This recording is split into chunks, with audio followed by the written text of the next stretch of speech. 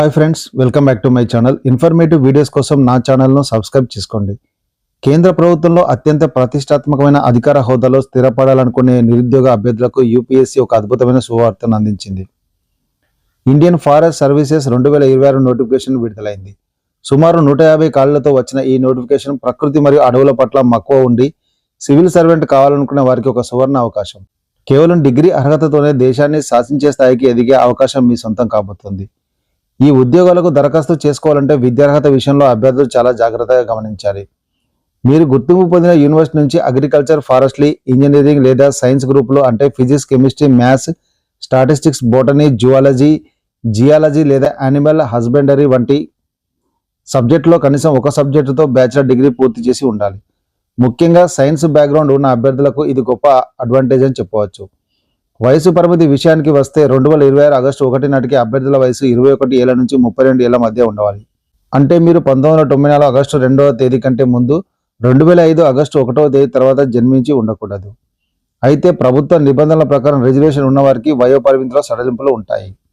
SC, ST అభ్యర్థులకు 5 ఏళ్లు, BC అభ్యర్థులకు 3 ఏళ్లు మరియు దివ్యాంగులకు 10 ఏళ్ల వరకు సడలింపు లభిస్తుంది. ఎంపిక ప్రక్రియ 3 దశల్లో జరుగుతుంది. మొదటగా ప్రిలిమినరీ పరీక్ష ఉంటుంది. గమనించాల్సిన విషయం ఏంటంటే ఈ ప్రిలిమ్స్ పరీక్ష సివిల్ సర్వీసెస్ పరీక్షతో కలిపే నిర్వహిస్తారు. కానీ ఫారెస్ట్ సర్వీస్ కోసం కట్ ఆఫ్ మార్కులు సాధారణంగా కొంచెం ఎక్కువగా ఉంటాయి. ప్రిలిమ్స్ క్వాలిఫై అయిన వారికి మెయిన్స్ పరీక్ష నిర్వహిస్తారు.